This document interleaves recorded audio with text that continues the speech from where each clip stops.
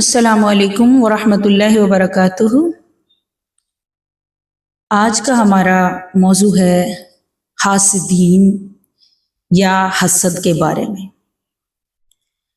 اچھا، حسد کا لفظ ہم سنتے ہیں اور پڑھا بھی ہے ہم نے۔ حسد کیا چیز ہے؟ حسد کس کو کہتے ہیں؟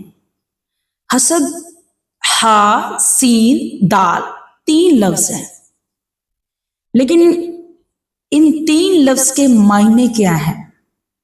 ہا یعنی ہا جب آ گئی تو ایک ہا ڈالنے والی بات آ گئی، اور سین آ گیا تو سین کا لیول دیکھیں کیا آ رہا ہے، یعنی ہا سین اور دال، پورا لفظ کیا ہو گیا؟ حسد۔ اب اس حسد کو دیکھیں کہ یہ کیسے پھیلتا ہوا جا رہا ہے، کتنی تیزی سے بڑھتا ہوا جا رہا ہے۔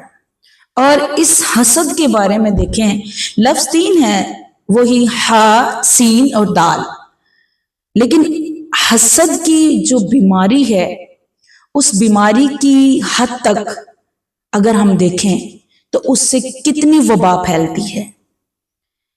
اور میں آپ لوگوں کو یہ ضرور بتاؤں گی کہ اگر آپ اپنے ارد گرد یہ چیزیں پاؤ یا آپ کو نظر آئیں یا آپ کو پتہ چلے تو میرا خیال ہے کہ پھر ہمیں بچنا چاہیے، آپ لوگوں کو بھی بچنا چاہیے۔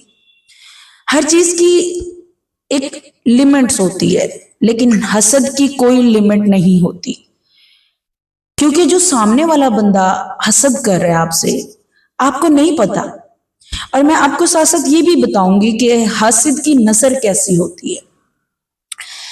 حاسدین جو لوگ ہوتے ہیں، حاسد کا مطلب ہوتا ہے کہ وہ آپ کو ایک ہی نظر سے دیکھے جانا، یعنی اس نے بالکل آپ کو ایسے یعنی دیکھتے رہنا کہ پلک بھی نہیں جھپک رہی، تو سمجھ جائیں نظر کا چینج ہونا جو ہے یہ حاسدین کی نظر ہے یا حسد کی نظر ہے، جس کو کہتے ہیں کہ جلن والی نظر، جس کو کہتے ہیں کہ خرابی پیدا کرنے والی نظر۔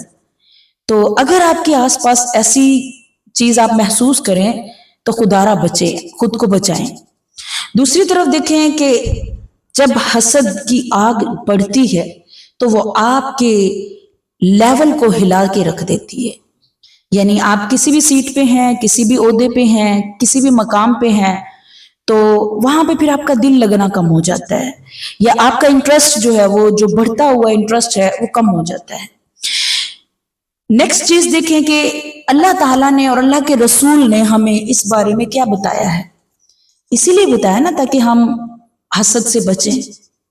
اور پھر اللہ تعالیٰ نے جو یہ بات ہمیں بتائی ہے تو اپنے رب تعالیٰ کا ہمیں شکر ادا کرنا چاہیے کہ اتنی باریک باریک چیزیں اللہ تعالیٰ نے ہمیں بتائی ہیں۔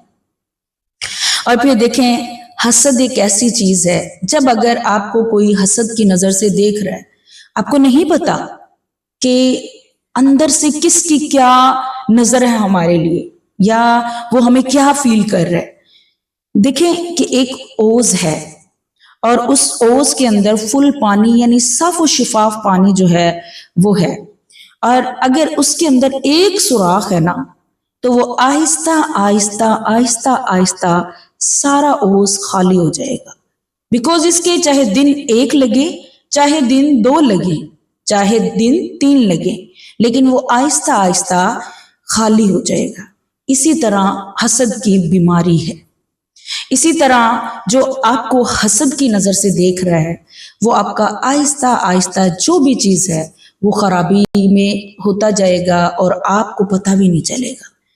لیکن اس چیز تک بندہ پہنچ جاتا ہے کہ جب وہ سوچتا ہے کہ مجھے کیا ہوا ہے یا میرے ساتھ یہ پرابلم کیوں ہوئی ہے، لیکن وہ آس پاس غور نہیں کر رہا ہوتا کہ میرے اوپر کسی حاسدین کی نظر بھی ہے، اور حاسد یہ سمجھتا ہے کہ میں اس کو جو ہے وہ جلن والی نظر سے دیکھ رہا ہوں تو یعنی اس کا نقصان ہو، لیکن اس کو یہ نہیں پتا کہ وہ اپنا نقصان کر رہا ہے، اپنی ذات کا نقصان کر رہا ہے۔ یعنی نقصان کے حوالے سے دیکھتے ہیں کہ نقصان کیسے کر رہا ہے، یعنی جب وہ کسی کو دیکھ کر حسد کر رہا ہے نا تو وہ اپنے اعمال کو ختم کر رہا ہے، ضائع کر رہا ہے۔ یعنی حسد کیا ہے؟ اصل میں جو دنیاوی لیول کی طرف سے دیکھتے ہیں تو وہ ایک کمپیرزن ہے کہ اس کے پاس یہ چیز ہے، میرے پاس نہیں ہے. لیکن اس کمپیرزن میں اگر ہم ہٹ کے یہ چیز دیکھیں تو اللہ تعالیٰ کی دین پر، یعنی رب تعالیٰ کی دین پر ہم کون ہوتے ہیں کہ ہم اس کو حسد کی نظر سے دیکھیں؟ ہمیشہ دیکھتے ہوئے کوئی بھی انسان ہے جو آپ کو یعنی اچھے سے دیکھ رہا ہے یا پھر آپ کو جو ہے وہ خوشی سے دیکھ رہا ہے تو وہ یہ ضرور کہتا ہے ماشاء اللہ لا قوت الا باللہ. تو جو حاسدین ہوں گے، جو حاسد ہوں گے، وہ کبھی آپ کو یہ بات نہیں کہیں گے.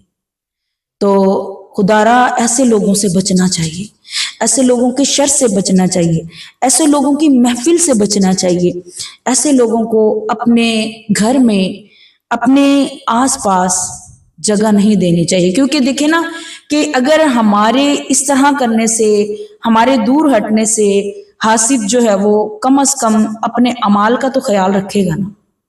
جب ہم اس کی نظر کے سامنے نہیں ہوں گے تو کم از کم ہم یہ تو خیال کر سکتے ہیں کہ وہ حاسد ہے، وہ حسد کر رہا ہے، وہ اس نظر سے دیکھ رہا ہے، کم از کم ہم تو اس کے اعمال ضائع نہ ہونے دیں. تو اس لیے بہتر کیا ہے کہ اپنے درمیان پردہ حائل کریں، اپنے آپ کو بچائیں.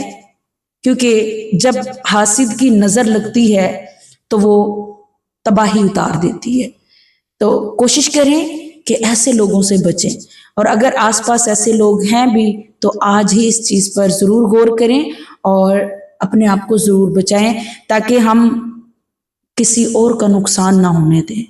میری آپ سے ریکویسٹ ہے کہ خدا را اس چیز کا ضرور خیال رکھیں اپنی زندگی کے اندر.